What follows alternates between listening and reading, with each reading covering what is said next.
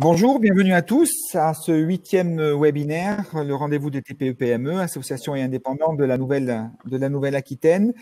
Je rappelle que ces webinaires, depuis le 3 avril dernier, sont organisés avec la Chambre de commerce et d'industrie de Bordeaux-Gironde, la Chambre des métiers et de l'artisanat de la Gironde, la Chambre d'agriculture de la Gironde, la CPMO Nouvelle-Aquitaine et 33, qui est Fédération des petites et moyennes entreprises, l'UDP, l'Union des entreprises de proximité de l'Aquitaine, l'UMI, l'Union des métiers de l'industrie et de l'hôtellerie de la Gironde et de la Nouvelle-Aquitaine, la CAPEB, la Confédération de l'artisanat des petites entreprises du bâtiment, la FNTR, la Fédération nationale des transports routiers Aquitaine, l'Union nationale des entreprises adaptées, l'insertion par l'activité économique, la Chambre régionale de l'économie sociale et solidaire, l'Union des employeurs de l'économie sociale, Nouvelle-Aquitaine, le mouvement des entrepreneurs sociaux, le centre des jeunes dirigeants de la Gironde, la jeune chambre économique de la Gironde et de la Nouvelle-Aquitaine, le CESER, le Conseil économique, social et environnemental de la région Nouvelle-Aquitaine,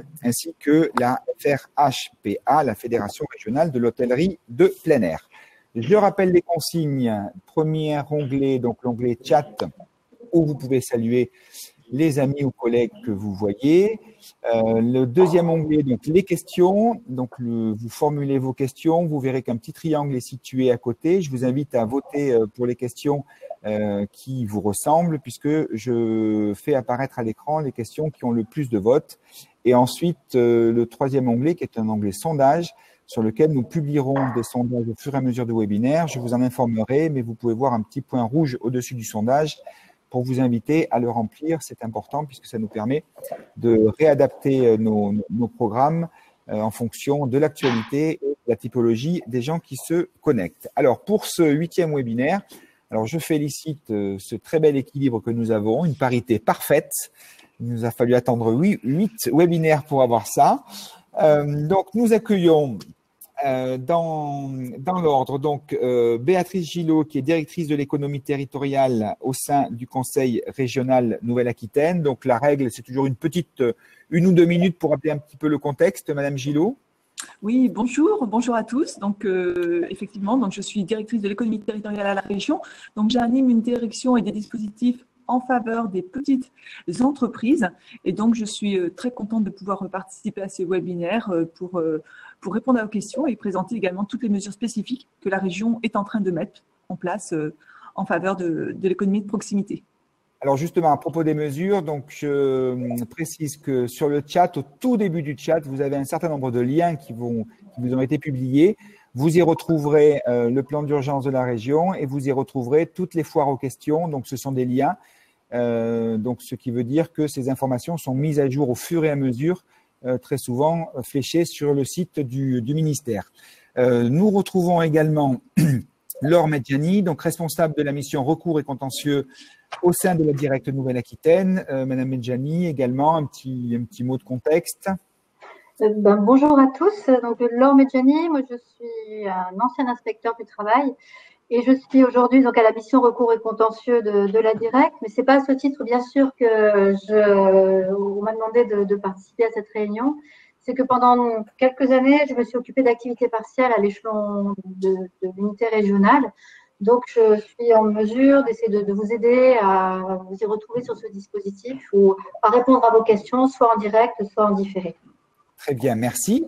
Nous avons également donc Vincent Clinchamp, donc adjoint au commissaire de la restructuration et à la prévention des difficultés des entreprises au sein de la Directe Nouvelle-Aquitaine. Monsieur Clinchamp, si vous... Bonjour à toutes et à tous. Donc voilà, effectivement, ancien inspecteur du travail également auprès du ministère du Travail et ancien responsabilité de contrôle. Et puis actuellement, effectivement, adjoint au commissaire de restructuration au niveau des services des entreprises en difficulté qui gèrent notamment l'activité partielle actuellement pour la région.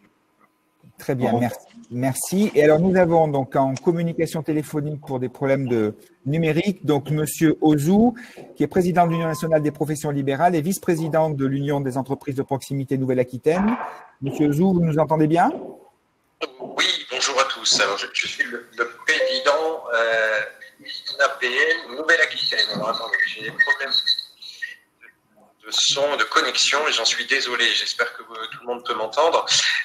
Donc, président régional l'Union nationale des professions libérales. Ça représente à peu près 100 000 entreprises dans notre belle région et 300 000 emplois. Et je suis également vice-président U2P Nouvelle-Aquitaine, les entreprises de proximité, comme vous l'avez souligné, qui rassemblent les artisans, les commerçants et les professions libérales.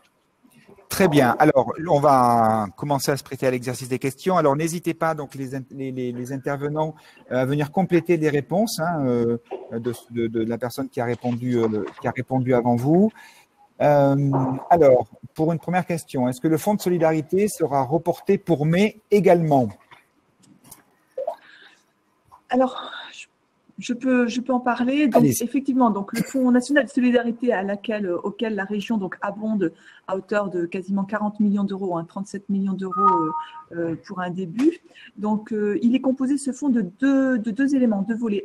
Un volet numéro 1, donc c'est une aide forfaitaire jusqu'à 1 500 euros qui peut être affectée, octroyée à des entreprises de moins de 10 salariés avec un chiffre d'affaires de moins d'1 million d'euros lorsque l'entreprise a soit subi une fermeture administrative ou bien lorsqu'elle a eu une perte d'activité de 50%. Donc, ce dispositif est géré et mis en place, bien sûr, par les services de l'État, par les services des impôts. Aujourd'hui, il y a eu le décret donc, du 30 mars qui a été modifié à plusieurs reprises. Cette aide a été d'abord instaurée pour février, ensuite pour mars, pour avril, et il est tout à fait, actuellement, il est en perspective de pouvoir le prolonger pour le mois de mai. Donc, le décret modificatif n'est pas paru, mais c'est l'information fiable que l'on a de Région de France qui nous indique que un nouveau décret est en train d'être publié, prolongeant ce dispositif pour le mois de mai et également modifiant certains planchers d'aide et également qui permettrait ici d'avoir une aide renforcée pour la filière hôtellerie-restauration, café-restauration qui sont également très, très impactés par la crise. Le montant pourrait être beaucoup plus important. Est-ce que vous pouvez préciser, alors justement sur le plafond de 60 000 euros, il intègre quoi ce plafond de 60 000 euros? C'est les bénéfices, les rémunérations, les charges qui permettent de calculer ce plafond?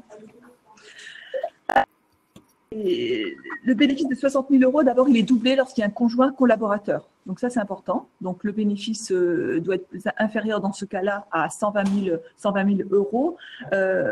Alors, je ne gère pas précisément le volet 1 puisque c'est l'État plutôt qui le gère. Peut-être que la directe a des informations concrètes sur la prise en charge le calcul de ce bénéfice. Ce que je sais, c'est qu'il y a une foire aux questions qui est disponible et en ligne sur le site des services des impôts qui traite le sujet. Donc, si vous me laissez quelques minutes, sauf si la directe a la réponse, sinon je peux regarder également ce qu'il en est précisément sur cette partie-là. D'accord, bon, on pourra compléter de toute manière au fur et à mesure, hein, Madame Ozou. De avril 2019 par rapport à avril 2020 et une baisse moyenne sur l'année 2019 par rapport à la moyenne mensuelle 2019 par rapport aux chiffres d'avril 2020 pour le volet d'avril. Pour le mois de mai, sauf erreur de ma part, les textes ne sont pas encore sortis. Exactement, Monsieur Ozou. Alors, justement, vous faites bien de le signaler. Ça, c'est le décret modificatif du mois pour le Fonds national du mois d'avril, effectivement, qui étend cette possibilité de pouvoir calculer la perte de chiffre d'affaires de différentes manières. Donc, il y a les deux manières. Donc, effectivement, le comparatif par rapport au mois de mars 2019 et mars 2020, la moyenne, effectivement, sur l'année 2019, mais également pour les entreprises qui seraient créées après le 1er avril 2019, ça serait uniquement la moyenne des mois précédents le mois d'avril 2020. Alors, tout ça, c'est repris soit sur le site des impôts, soit sur le site de la région, ces précisions. Et c'est très important. Et le décret dont je parlais tout à l'heure, qui est en cours, alors je ne l'ai pas vu, hein, mais qui est en cours de rédaction, également modifie et permettrait à des jeunes entreprises qui seraient créées entre le 1er février et le 29 février de pouvoir bénéficier également de ce Fonds national de solidarité. Alors, j'y mets beaucoup de précautions puisque il y a eu cette volonté. Aujourd'hui, le Fonds national de solidarité est ouvert qu'aux entreprises créées avant le 1er février 2020 et on pourrait avoir un mois de battement là, en plus. Très bien. Très bien, merci. Un sondage a été publié. Je profite de ce sujet pour faire une remontée terrain.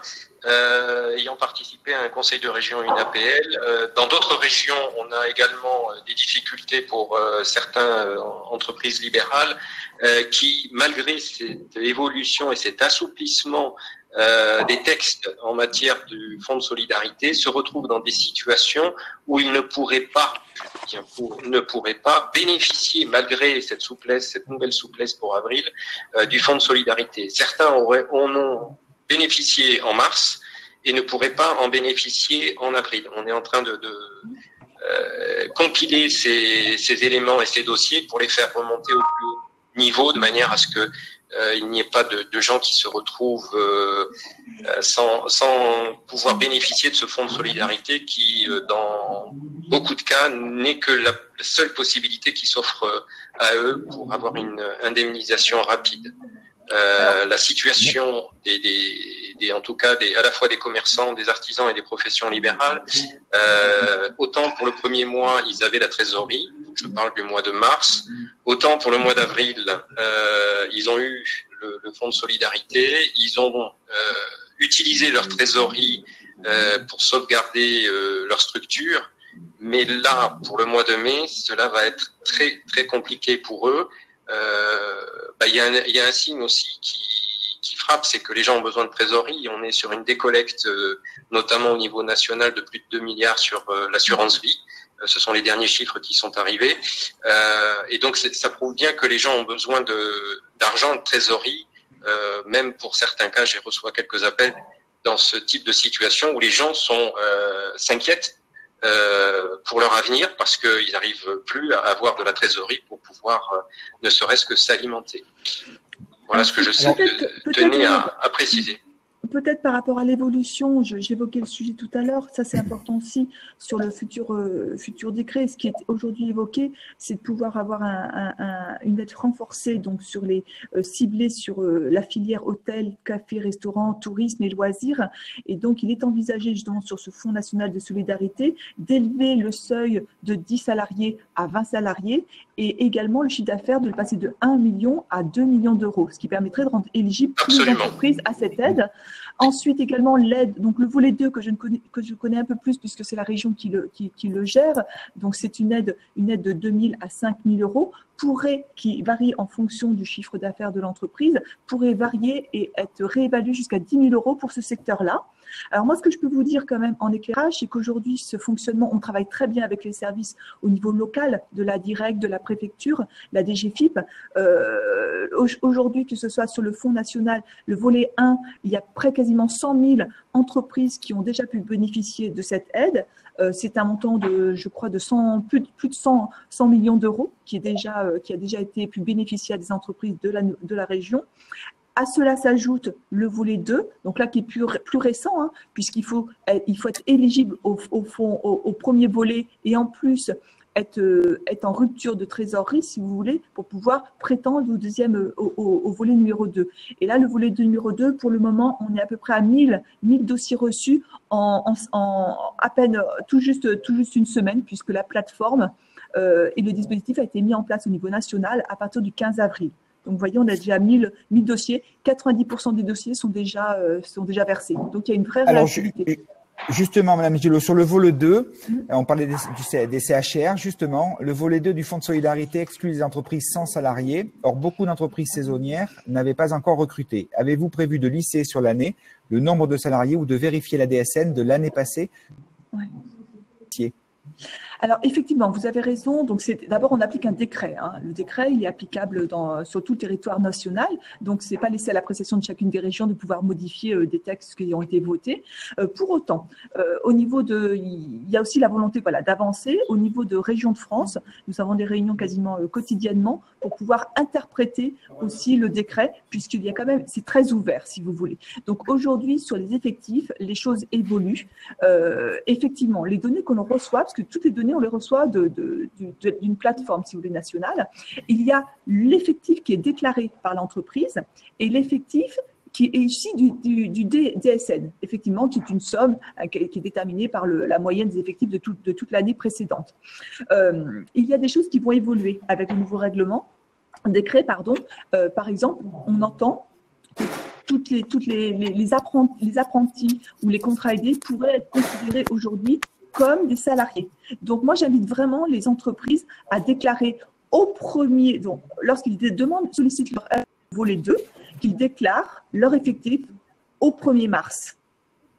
La réalité. Et ensuite, nous, services techniques, on compare cette déclaration avec les données issues du DSN.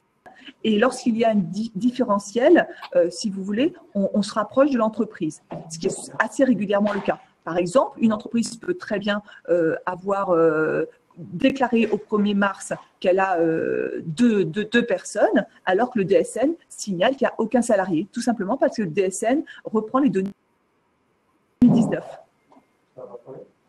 Voilà, les calculs. Très bien. On a une marge de souplesse et d'interprétation à ce niveau pour être le plus juste possible. Et je sais que les calculs d'effectifs aura des précisions sur le nouveau décret par rapport à la prise en compte des apprentis, des contrats aidés qui aujourd'hui ne sont pas pris en compte. Alors, merci. Sur les aides de l'État, donc il semble que les aides de l'État vont baisser, en particulier la prise en charge par l'activité partielle. Attendez précision. Ça répond, puis mon collègue pourra compléter. À ce jour, voilà, c'est une annonce qui a été faite soit hier, dans la soirée d'hier, et qui est relayée aujourd'hui par la presse. Nous, en direct, on n'a pas d'informations précises à ce stade. Donc, ce qui a été annoncé, donc de toute manière, on va avoir deux situations. Les situations où les entreprises sont fermées administrativement, c'est-à-dire qu'elles ne peuvent pas avoir d'activité du tout pour une cause qui leur a été demandée en fait par une raison d'État. Donc, celles-ci pour continuer à bénéficier du dispositif. Pour les gens censés pouvoir avoir une activité, alors même avec toute la complexité du moment, on pourrait avoir une baisse de la prise en charge, mais on n'a pas de données précises à ce stade et c'est conditionnel puisque c'est une question qui doit être revue normalement avec les partenaires sociaux, avec les branches. Donc, pas d'informations confirmées à ce stade. C'est une annonce que nous ne pouvons pas traiter au-delà en l'état de nos connaissances et de nos informations. Peut-être simplement vous dire que en temps normal, l'activité partielle par remboursement forfaitaire de 7,74 € dans les petites entreprises par heure. L'activité partielle pendant la période du Covid, l'entreprise a un remboursement qui est proportionnel au salaire. Donc, c'est plus avantageux pour elle. Il est probable que ça soit maintenu. Ce sera peut-être minoré par rapport à ce qu'on connaît aujourd'hui. Donc, on attend d'avoir des informations plus précises. Mais dans tous les cas, on n'a pas entendu dire qu'on reviendrait en fait à l'état du droit antérieur au Covid, c'est-à-dire à un remboursement forfaitaire. L'idée étant quand même de diminuer ou de minorer au maximum le reste à charge pour l'entreprise. Peut-être que mon collègue veut compléter. Oui, Monsieur Clinchamp, vous vouliez rajouter quelque chose? Non, maintenant c'est exactement ça. Effectivement, on n'a pas plus de précision, mais en tout cas, j'ai rien entendu pour l'instant sur ce sujet-là. Monsieur Ozou. Oui. Vous êtes assureur de profession. Que pensez-vous de l'attitude des grandes compagnies? Pourquoi cette différence entre les mutuelles? Quelle solution avez-vous? Alors, il y a plusieurs éléments de réponse. D'abord, je souhaiterais préciser les choses d'un point de vue technique, assurantiel. La perte d'exploitation a pour but de garantir la perte de marge brute dans une activité économique. Quand on a un sinistre majeur, un incendie, on va indemniser d'abord les dommages directs de l'entreprise et ensuite on va l'indemniser sur cette perte de marge brute. Cette perte de marge brute, c'est tout simplement, on va dire, de manière schématique, le chiffre d'affaires moins les achats. Et donc, on met l'entreprise en situation où elle ne doit pas perdre sa trésorerie, sa marge brute réalisée sur une moyenne de 3 ans. Ici, on est dans une situation où on a deux éléments. La première qui est liée à la fermeture de certains établissements décidés de manière administrative par l'État. à savoir dès le week-end, dès le samedi 15 si je ne fais pas d'erreur. Et puis ensuite, on a un plan d'urgence sanitaire qui a été instauré par l'État, on va dire catastrophe sanitaire généralisée sur l'ensemble du territoire et qui a été décidé pour le 17, le mardi. Et donc, cette situation de pandémie, d'épidémie sanitaire n'est pas assurable. Elle ne peut l'être comme les catastrophes naturelles quand on a un tremblement de terre par les catastrophes naturelles.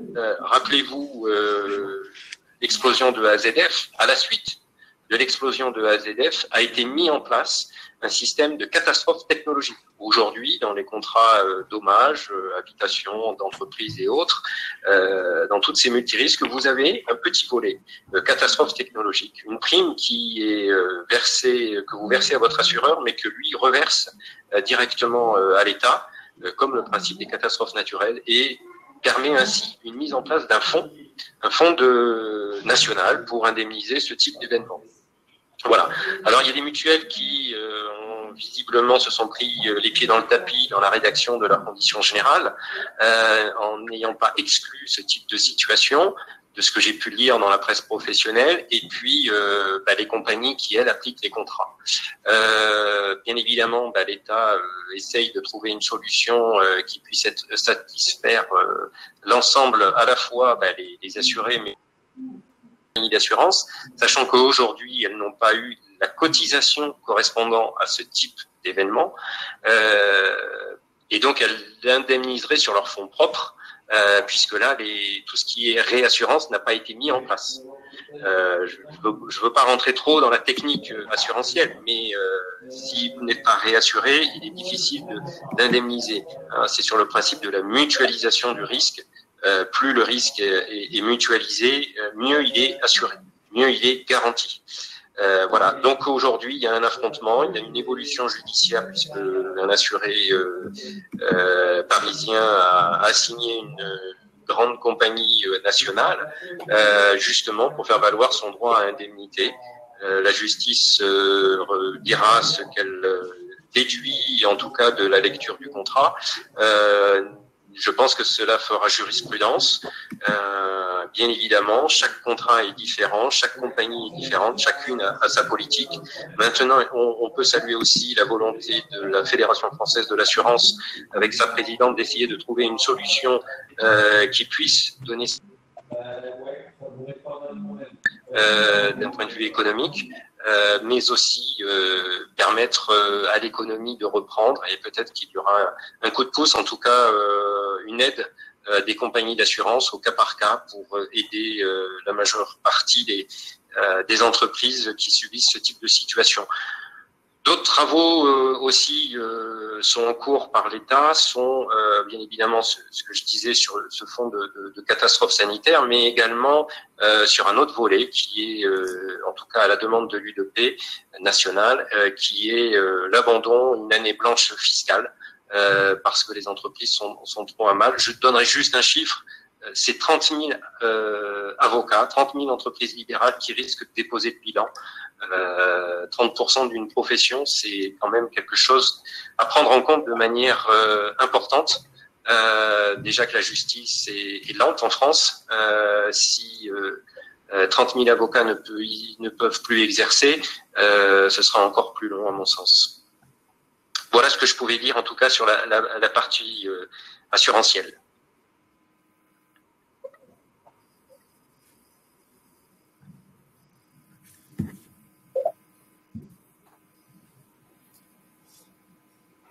Alors, Madame Benjani, Monsieur Clinchamp, l'un ou l'autre, qui... Alors, vous la voyez en principe s'afficher à votre écran. Donc, qu'en est-il du chômage partiel? Je n'ai pas entendu, en fait. De renouveler le chômage partiel pour les salariés au-delà du mois de juin? Alors, bien entendu, puisque le dispositif de chômage partiel existe, c'est un dispositif public qui est ancien, qui existe depuis des années, qui n'a pas vocation à disparaître. C'est un dispositif qui existe en droit commun. Il est mobilisé de manière exceptionnelle, à la fois en masse et en assouplissement depuis le début du Covid, mais le dispositif existe encore et nous serons toujours au mois de juin sous le régime exceptionnel du Covid. Donc, à partir du mois de juin, au-delà du mois de juin, bien entendu, toutes ces demandes peuvent être déposées, puisque le fait générateur d'une demande d'activité partielle, c'est une difficulté passagère. Passager qui dure quelques mois, hein, puisque on est quand même sur du conjoncturel, donc aucun souci pour les entreprises pour renouveler leur demande, soit faire une nouvelle demande de plusieurs mois, soit demander un peu en amont du mois de juin, si elles ont déjà une demande d'autorisation partielle en cours, demander à l'unité départementale de faire un avenant à cette autorisation pour le prolonger dans le temps. Merci.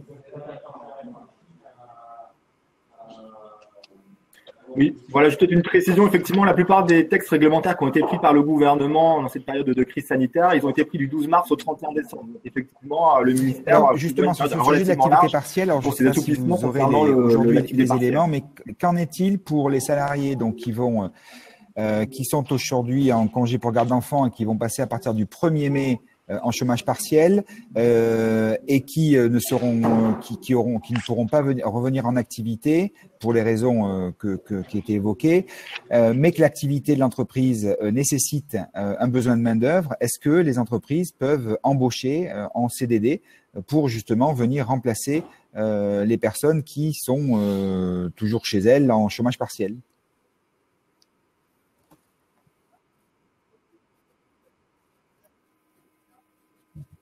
Alors, ça, c'est une question qui a été remontée au ministère. Hein. C'est toujours très délicat parce que appliquer le droit du travail en matière de crise sanitaire, c'est vrai qu'on prend on est très prudent par rapport à ça parce qu'il va y avoir certainement des évolutions réglementaires et législatives ou des apports en termes de positionnement.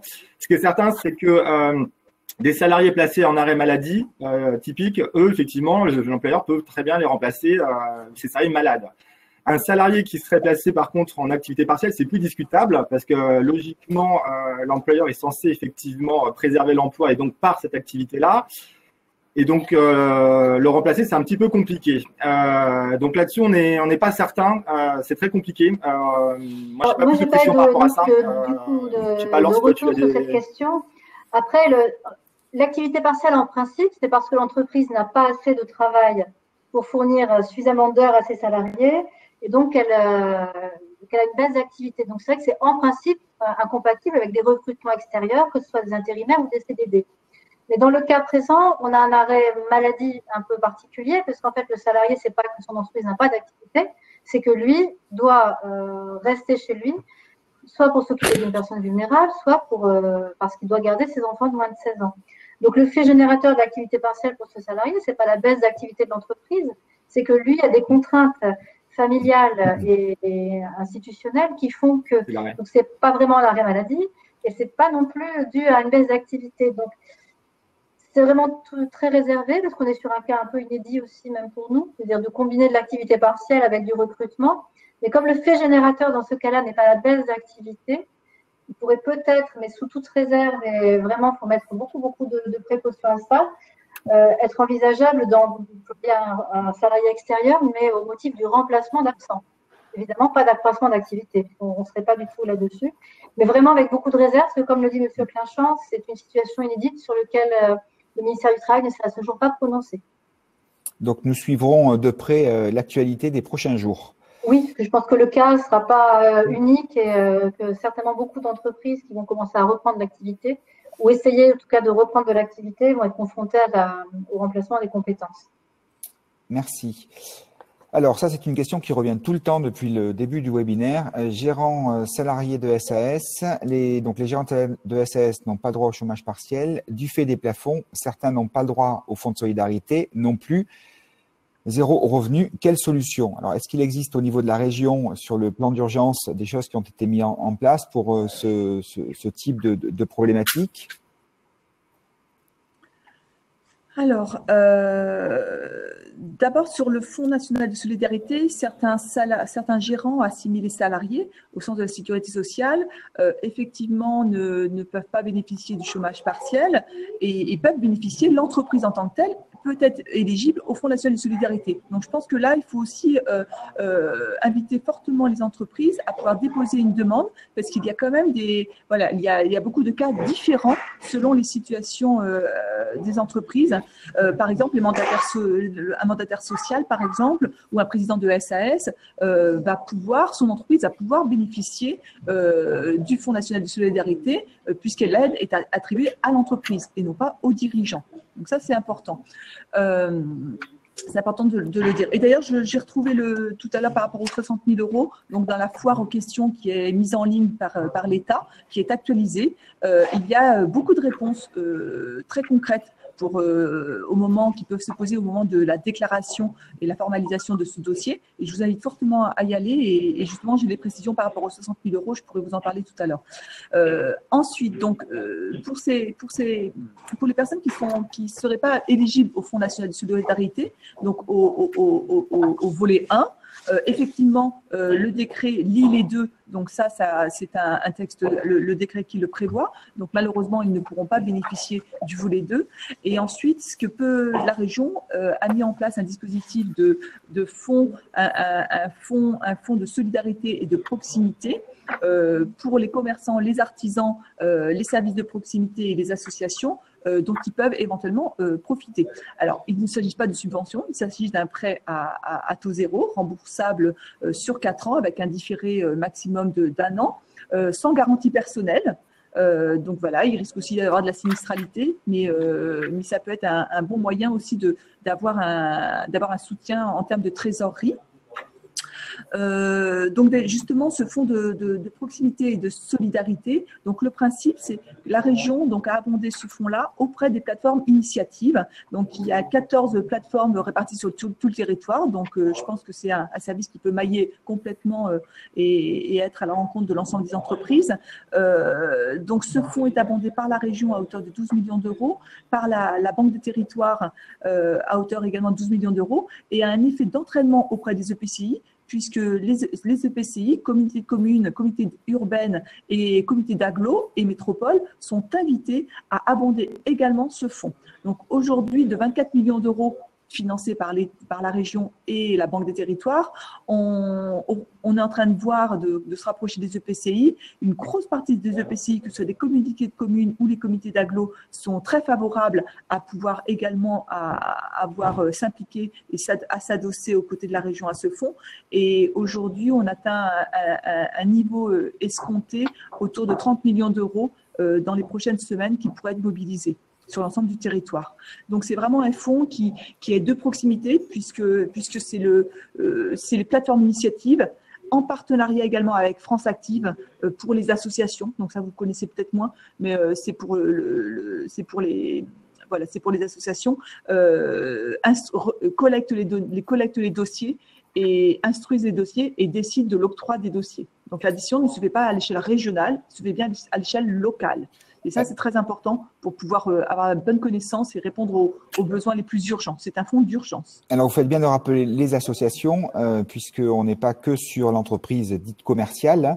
On a beaucoup d'associations qui sont connectées sur ce webinaire, donc vous faites bien de rappeler ça. La totalité des mesures du plan d'urgence de la région ont été publiées dans le chat, donc vous retrouverez le lien pour prendre le document. Je vous remercie. Les cotisations sociales du CHR. Alors peut-être que Monsieur Ozou, pour sa fédération, pourra intervenir. Les cotisations sociales du CHR sont annulées de mars à juin. Qu'en est-il des autres secteurs d'activité? Alors, moi, j'aurais souhaité profiter de cette occasion pour interroger la région et sa représentante. Il se trouve que dans le plan d'urgence qui a été voté le vendredi 10 avril, sauf erreur de ma part, et je vous prie de m'excuser si je fais quelques erreurs, mais je ne pense pas, un fonds donc de solidarité, dans ce plan d'urgence, un fonds d'urgence et de solidarité a été mis en place pour la proximité, pour les commerces, les artisans, mais en excluant l'ensemble des professionnels libéraux. Et je m'interroge pour quelles raisons on a exclu les entreprises libérales de Nouvelle-Aquitaine de la possibilité.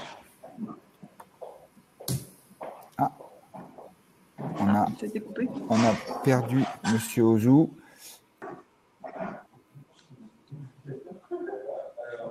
qu'il va revenir. Monsieur Ozou, vous nous entendez ou pas?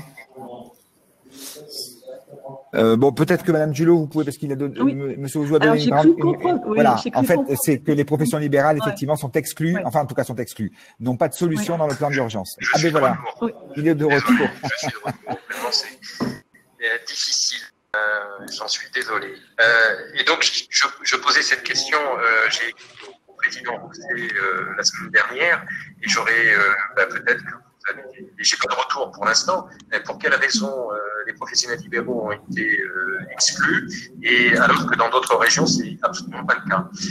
Et juste pour situer pour l'ensemble des participants, au départ, le Fonds de solidarité national, tel que l'était prévu le gouvernement, excluait également l'ensemble des entreprises libérales de France, au nombre de 1 million quand même. 3 millions d'emplois.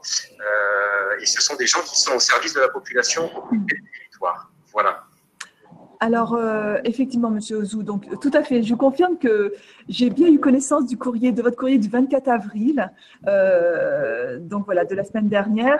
Alors, lorsque le plan d'urgence effectivement a été adopté le 10 avril, donc dès le début de la crise, les services de la région se sont mis au travail avec les partenaires pour pouvoir justement élaborer des dispositifs. On n'avait pas encore complètement l'impact et la vision d'aujourd'hui.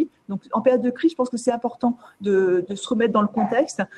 Au démarrage, le confinement devait être beaucoup plus réduit. L'impact de la crise, même si on imaginait très bien que ça allait être très important, pour autant, on n'avait pas tous les aboutissants. Donc, le plan a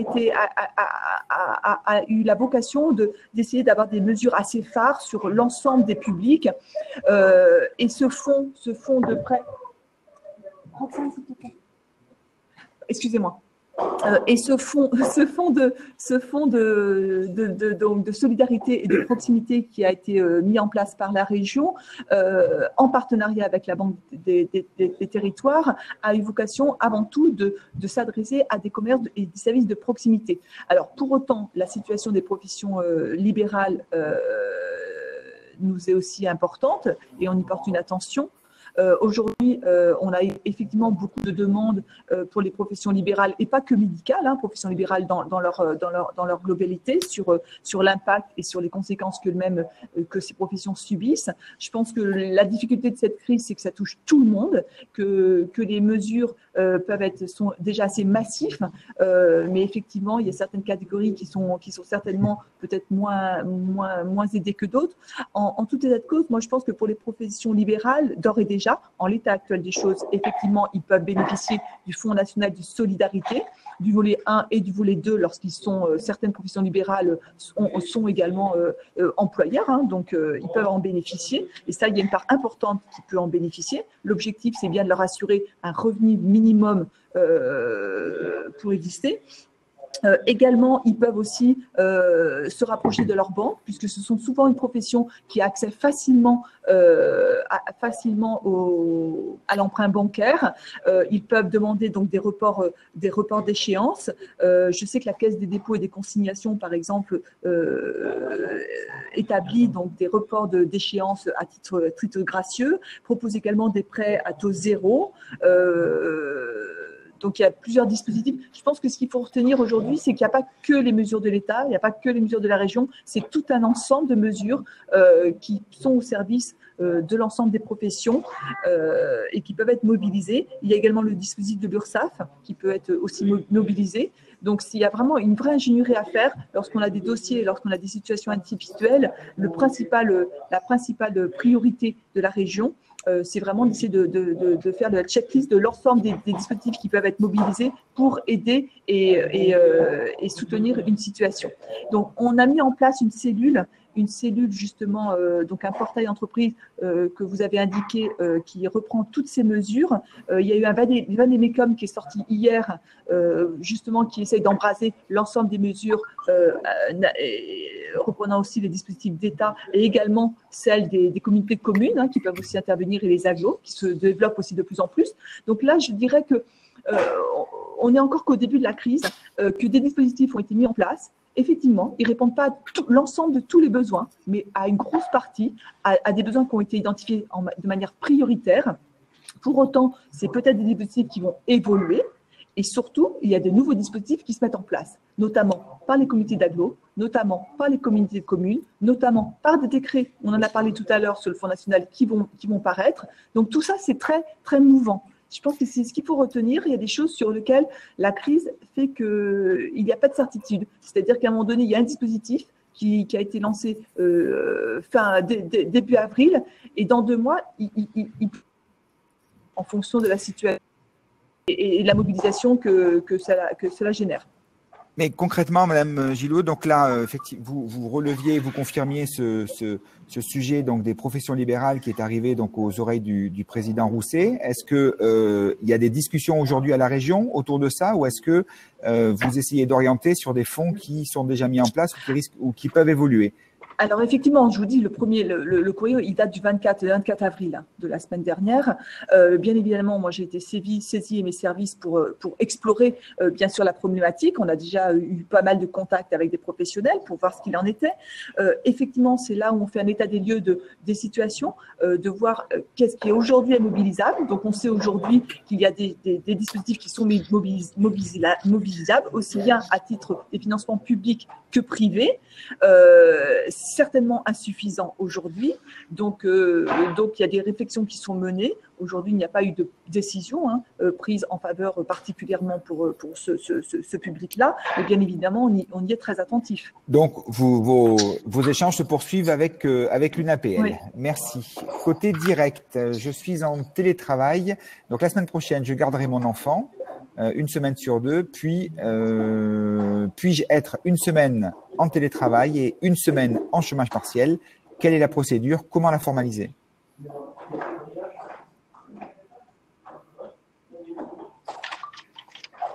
Alors oui, c'est tout à fait possible de fractionner, de passer en activité partielle et en télétravail. Ça, c'est l'employeur qui organise son entreprise. Donc, il faut qu'il y ait des échanges entre l'employeur et le salarié, d'une telle manière à voir effectivement qu'est-ce qui est le mieux pour l'entreprise et pour le salarié.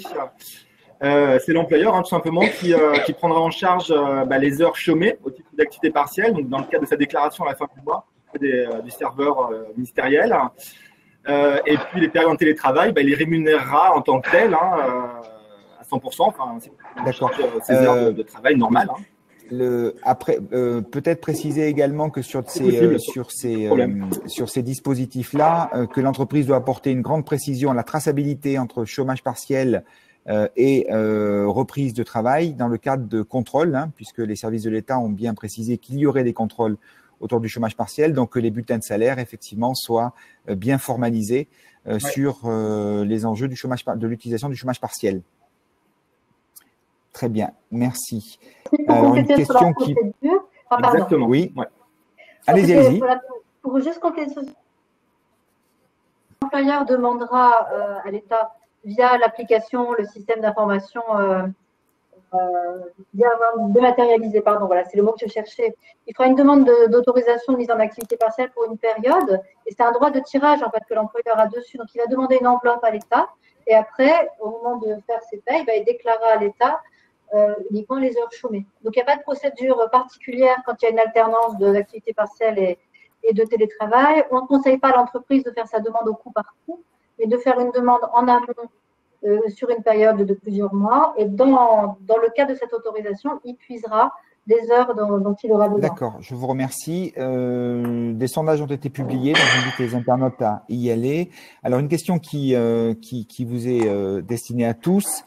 Alors, Madame Gillot, mais je pense que la directe aussi peut y contribuer. Ne pensez-vous pas qu'un interlocuteur unique, CCI, Chambre patronale, Chambre des métiers, peuvent orienter et accompagner les chefs d'entreprise aujourd'hui, pour orienter et accompagner les chefs d'entreprise est aujourd'hui indispensable, c'est-à-dire, grosso modo, un guichet unique? Alors, c'est vrai qu'aujourd'hui, encore, c'est ce que je disais à l'instant, je pense que tous les dispositifs, toutes les mesures ont été prises en même temps. Et dès les premiers jours après le début du confinement, la région, l'État ont mis en place une cellule de crise tous les vendredis pour coordonner avec tous les acteurs, les chambres consulaires, le réseau bancaire, les impôts, l'URSSAF, en fait, tous ces acteurs-là publics, leur action. Donc déjà, il y a eu un vrai travail travail de fait en termes de communication, mais je pense que sur les premières semaines, en fait, il y a eu une telle multiplicité de mesures tout foisonnantes au niveau national, au niveau local, au niveau régional. Donc, je pense qu'il y a une vraie prise de conscience de la gravité. Donc, je pense que ça a empêché le fait qu'il puisse y avoir un seul interlocuteur, clairement, parce qu'il y avait trop d'informations et tout n'était pas maîtrisable. Aujourd'hui, je pense que les choses peuvent se construisent.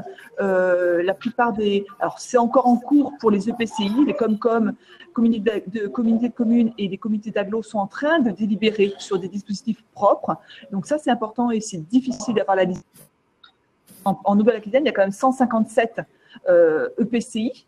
Donc, faire le tour de l'ensemble de ces administrations, c'est parfois un peu compliqué, mais c'est de notre devoir de pouvoir mettre en lumière et de communiquer également sur l'ensemble des dispositifs. Alors, on a une cellule, on n'a pas vocation à tout faire, mais effectivement, ma direction gère une boîte mail qui s'appelle Entreprise Covid-19. On a reçu depuis l'ouverture, depuis à peu près 15 jours, plus de 3000, près de 4000 mails. On est à 3700 aujourd'hui. Mails, tout de manière très généraliste. Alors au démarrage, c'était vraiment, c'était l'impact, les mesures, connaître les mesures. Les gens ne savaient pas ce qu'était le Fonds national de solidarité, ce qu'allait faire la région. On n'avait rien encore décidé. Les élus n'avaient pas voté leur. Donc, il y avait vraiment un vrai rôle d'orientation et d'accompagnement de ces chefs d'entreprise. Là, aujourd'hui, les questions sont beaucoup plus ciblées. Je pense que vraiment la communication est quand même beaucoup plus connue. Les sites Internet sont nourris, sont actualisés de tous les partenaires. Donc, aujourd'hui, lorsque on reçoit entre 150 et 200 mails par jour sur cette boîte, on y répond. 80% des réponses obtiennent des réponses dans les jours, sur 2-3 jours. Donc, c'est une vraie mobilisation. On arrive même à avoir des réponses types finalement, puisqu'aujourd'hui, on a vraiment les dispositifs qui sont en place et que les questions sont beaucoup, beaucoup moins généralistes, mais plus ciblées. Donc, on n'a pas un seul interlocuteur, mais par contre, il y a une porte d'entrée qui peut être utilisée aujourd'hui, c'est cette cellule mise en place par la région et qui a vocation à orienter vers l'ensemble des partenaires. Alors ensuite, naturellement, on travaille avec les consulaires. Les consulaires, c'est un réseau qui est naturellement à l'accompagnement des entreprises, qui était aujourd'hui très mobilisé, qui avait des cellules d'écoute aussi et qui se sont montrées tout de suite de proximité. Je veux dire, ils n'étaient pas forcément en télétravail, c'était des personnes qui étaient physiquement, dès les premiers jours, qui étaient présents sur place pour pouvoir répondre à l'angoisse et accompagner les entreprises. Et ça, je tiens vraiment à les saluer parce qu'il y a eu une très forte mobilisation dès les premiers jours. Aujourd'hui, on travaille avec eux sur un plan d'accompagnement à la relance, au rebond d'abord et à la relance, bien évidemment. Alors justement, vous parliez des chambres consulaires, effectivement, donc il faut vraiment que les ressortissants puissent se diriger vers leur chambre consulaire, donc chambre des métiers, chambre d'agriculture ou chambre de commerce. Il y a des questions également sur les équipements, gel hydroalcoolique, masque. Est-ce que les chambres de commerce, comme certains territoires, distribuent des kits gratuits? Là aussi, dirigez-vous vers les cellules de la cellule de crise de votre chambre dont vous êtes ressortissant pour avoir ces informations. Vous trouverez sur leur site internet une adresse mail qui est générique et il y a effectivement une très grande réactivité des services des chambres consulaires dans le cadre de cette crise sanitaire. Alors peut-être je peux compléter. Effectivement, donc les chambres consulaires au niveau national ont noué un partenariat avec la plateforme Cdiscount et aujourd'hui qui est déclinée sur l'ensemble des régions.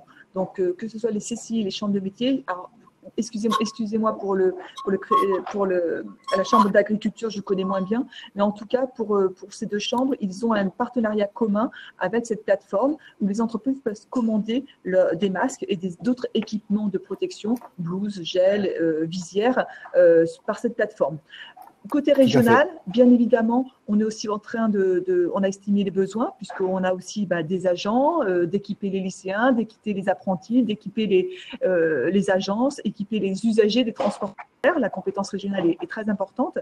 Aujourd'hui, on estime à quasiment plus de 10 millions de besoins de masques. Donc, on a passé commande pour pouvoir être prêt à équiper donc tous ces publics, les publics cibles de la région dès le 11 mai. Donc ça sera fait. Par contre, le besoin est tellement important sur l'ensemble, parce que là, ça va durer des mois et on est sur 6 mois, 1 an, voire plus. Donc, il y a une vraie après réflexion de fond, au-delà de la commande, la réponse à court terme d'équiper nos agents, les jeunes et les usagers, de pouvoir structurer une filière de production sur la région. Donc, l'idée, bien évidemment, cette réflexion est en cours.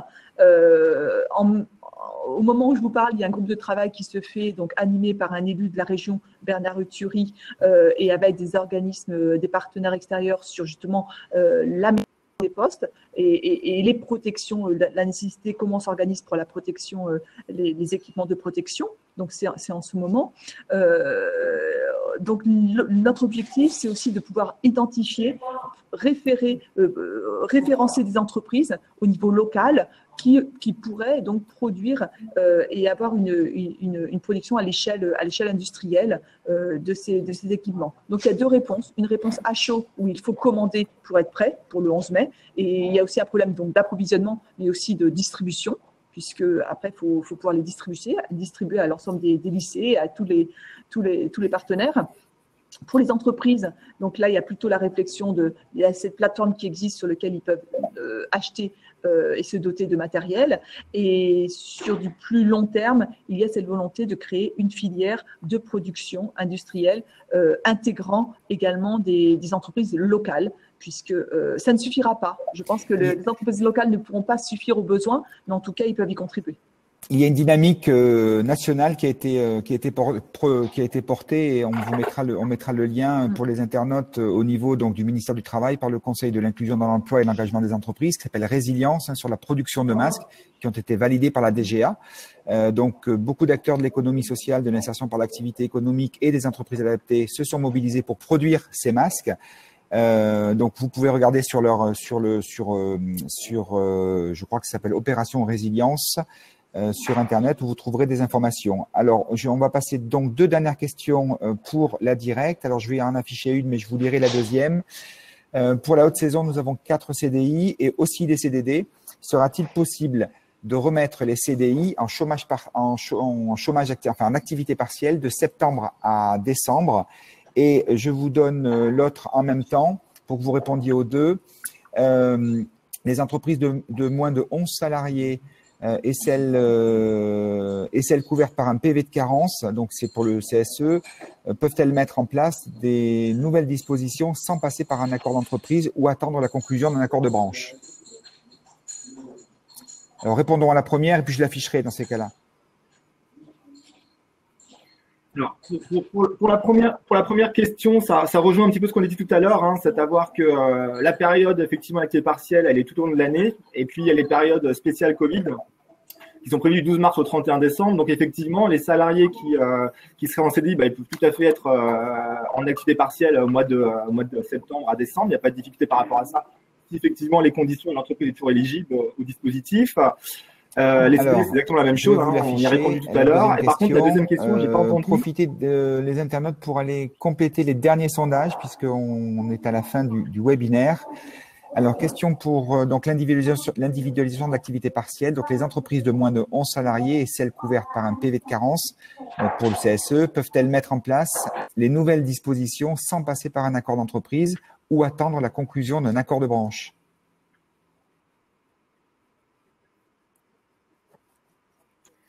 Alors, elle est un petit peu imprécise la question, parce que de quelle disposition parle-t-on? Est-ce que c'est la durée du travail? Est-ce que c'est par rapport à la durée du travail, auquel cas effectivement il faut un accord d'entreprise ou un accord de branche? Ou alors si vous répondez sur sécurité, je ne sais pas trop. Partielle, un dispositif qui vient d'être créé par l'ordonnance. Parce qu'en principe, l'activité partielle, c'est un dispositif qui a une vocation collective. L'idée, c'est que il y a s'il y a une base d'activité, on la répartit sur l'ensemble des salariés qui ont des métiers similaires ou connexes pour éviter toute forme de discrimination, tout simplement. Il ne faut pas que la base d'activité ne pèse que sur un salarié. Et une ordonnance vient d'autoriser l'individualisation de l'activité partielle sous réserve d'un accord d'entreprise ou de branche. ou sous réserve d'un document que l'employeur soumet au CSE. Donc, effectivement, une entreprise qui n'est pas couverte par un accord de branche qui prévoit cette disposition ou qui n'a pas de CSE, je pense que c'est la situation dans laquelle se trouve la personne qui a posé la question. Tout à fait. Malheureusement, en ce qui me concerne, je ne suis pas sûre d'avoir la réponse pour vous. En revanche, c'est certainement pas la seule personne qui se pose cette question en ce moment, parce que j'ai un petit peu regardé du coup tout en suivant le webinaire pour voir si on avait une réponse. Il est possible, si ça convient aux demandeurs, que M. Clinchamp et moi remontions cette question à nos services centraux. Alors justement, c'est une bonne transition. Il y a certaines questions donc, sur lesquelles nous n'avons pas répondu. On vous transmettra voilà quelques-unes de ces questions. C'est ce que l'on fait chaque fois pour ensuite apporter une réponse aux internautes. Alors on peut pas répondre bien sûr à toutes les questions. On a eu un certain nombre de questions sur les EPI. Donc les éléments de sécurité. Alors donc ces sujets seront traités dans le prochain webinaire, donc la session 10 du 5 mai prochain sur la sortie de crise et la reprise. Donc quelle prévention et quels risques juridiques. Donc en présence de l'ARS et ou de la CARSAT. Nous aurons également donc un représentant de la Direct. Nous aurons donc un avocat en droit du travail pour répondre aux questions des internautes dans le cadre de cette sortie de crise et reprise. Donc, quelle prévention et quel risque juridique. Je rappelle également que ce webinaire est visible en replay. Donc, tout le monde recevra donc un lien pour pouvoir réécouter les questions de nos intervenants, que je remercie encore une fois, puisque nous le précisons, ces webinaires se tiennent avec bien sûr le soutien de toutes les têtes de réseau que j'ai citées tout à l'heure, mais et surtout avec nos institutions qui viennent sur scène pour répondre en direct aux questions de tous les internautes. Donc je vous remercie à toutes et à tous. Et puis je donne rendez-vous à tous nos internautes mardi prochain, donc le 5 mai. Bonne fin de journée. Merci, au revoir. Au revoir. Merci. Merci. Au revoir.